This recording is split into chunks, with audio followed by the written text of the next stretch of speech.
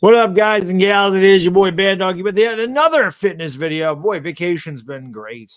I've done a couple videos this week. Like I said, I want to put a lot more content on this channel. I was just reading some comments. My guy Todd asked me, he said, "I've been waiting for you to do a video on what happens, or if you've plateaued, or whatever." And to be honest, at this point in my fitness journey, my guy D-Town in my fitness journey, um, I probably have plateaued at this point. I'm 48 years old. Okay. And I maintain between 7 and 7.5% body fat. I'm probably not going to get any stronger.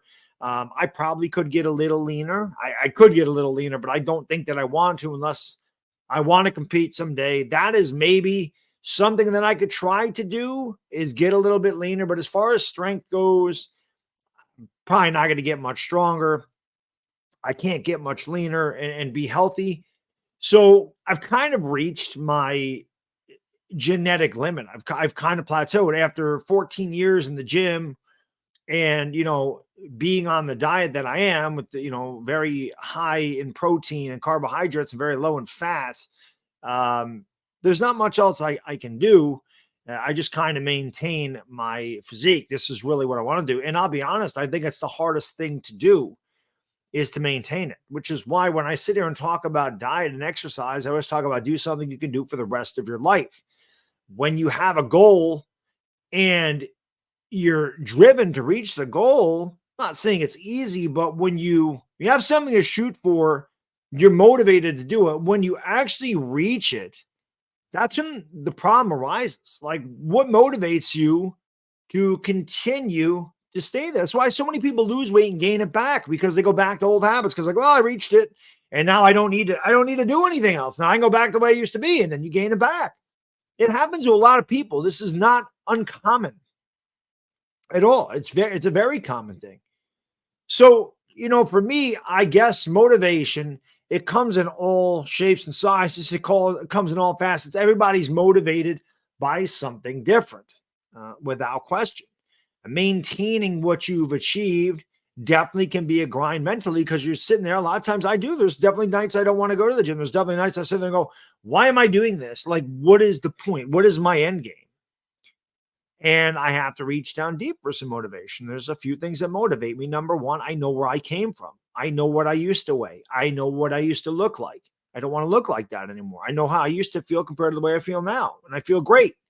So, and I'll never be satisfied in my physique, but I certainly like the way I look now as opposed to the way I did a few years ago when I was 75 pounds heavier and 26% body fat as opposed to 7. I'm certainly not ashamed of my physique. I have no problem walking around the beach. I have no problem putting a thumbnail of me with my shirt off. I have no issue. I'm proud of my accomplishments. I'll never be satisfied with them, but I'm proud of them, because I know that's taken a lot of hard work. It's taken a lot of willpower, dedication, drive. It takes a lot. It does. Mentally and physically, it takes a lot. What motivates me? That's one of the things that motivate me. There's a couple other things that really motivate me. And a lot of times, like I said, people find motivation in different aspects. New people in the gym motivate me. The new people, the people that are starting their, trek to become healthier, their beginning of, I want to change my life for the better and be healthier. Those people inspire me. Why? Because, again, it takes courage to make a change in any facet of life. And it certainly takes courage to join a gym.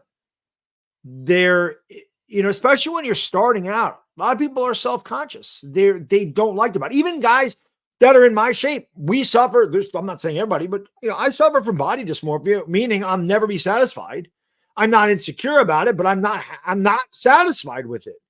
So the insecurities can definitely arise from people that are beginning there, because there's people in the gym that have been in there for years and they're in really good shape, and that may intimidate some people that are just starting out and they're insecure, and they go in there and they cover themselves up and they're wondering what people are thinking. And that's certainly understandable. But they inspire me because I remember what that was. I remember what it was to start, and I remember how hard it was to work. So I'm always like, I hope that person succeeds. This is why I do this channel. This is why when I'm in the gym, I'm one of the nicest guys you can meet there. Just don't interrupt me when I'm working out. That I don't like. But I mean, anybody that ever has a question or asks me about my workout or my diet, I am certainly open to letting them know what I do and what's worked for me. And this is why I always tell what it works for me may not work for you. And that's why I say it all the time. You just have to find balance. You have to find something you can do for the rest of your life. I found what I can do for the rest of my life. I found my balance. So, but that's a big thing because I know when I started where I was, and I know the amount of work it's taken to get here. So when I see those people starting, I'm like, I remember that. I remember what that was like, and it was a lot of hard work. So stay where you are because you don't want to have to redo all that hard work again. You've done it. So stay here. The other big one for me is, and again, I am careening towards 50 at a rapid pace here. Okay. I'm in my late 40s. I mean, 50 is staring me right in the face. There are guys and women in the gym that are older than me. They're 60, 65, 70, and they look great. And they're in great shape.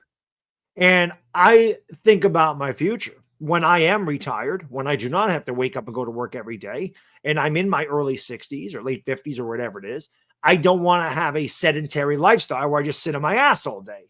I don't want to be out of shape. I want to be able to enjoy my retirement. I want to be able to live a long and healthy life. My son is 40 years younger than me. Okay. I want to see grandkids, and I'd have to get into at least my 70s to see grandchildren. And if I am ever a grandfather, I don't want to be the grandpa who just sits in a rocking chair and can't, play with it. I want to be able to be active. So the longer that I can stay active, the better I stay in shape, the better I eat, it only attributes to how much better my future is going to be. That's a big motivator for me is what am I going to be in 20 years? Am I going to be 7% body fat in 20 years? Probably not. Am I going to be able to lift when I'm 67 or, 68 years old is what I can do now? No. But I can stay in shape. And it's easier to maintain here than start when you're my age. It's always good to start at any point, but it's easier to maintain it. You can easily keep yourself young and active. Now, those are things that drive me, even though, like I said, I've pretty much plateaued. There's not much else I can do. I've reached my genetic limit. This is it. This is what my genetics allow me. And for the most part, I think my genetics are pretty good. It is not easy to maintain single-digit body fat. It's not. It's hard. Some guys can't do it because they have a lot of side effects. My genetics allow me to carry very low percentage body fat with no side effects. But I'm not a guy that could ever weigh 195, 200 pounds and be really muscular. I would have a lot of body fat because my genetics don't allow me to carry an extra 30 pounds of muscle. My workout partner, different story. He's like 10% body fat and he weighs about 200 pounds and he's my height. He's 6 foot. His genetics are ridiculous. I don't have those genetics. So I can't do that. But that's really it. I mean, this is what happens when you plateau. You just have to maintain. You have to find. You have to also have a passion for it. If you have a passion for it, you're going to do it. But there is certainly days that I don't want to. There's certainly days I say, why do I bother? And the reasons that I just mentioned to you, that is exactly why I continue to eat the way I do every day, why I go to the gym 5 or 6 days a week, and why I constantly kick my ass when I'm in there. Because I want a future of being healthy and being active, and I want to enjoy the later years of my life. I don't want to be a guy that's just sitting around in the house and doing nothing. It's not the way I want to live my life. So it's going to be a lot easier to be active when I'm older, if I stay in shape, as opposed to letting myself go and being 300 pounds and having a hard time getting up a flight of stairs. I don't want that for myself. Anyway, that's all I got in this video. As always, appreciate you watching. Take it easy. Bad diggy dizzle. Gone.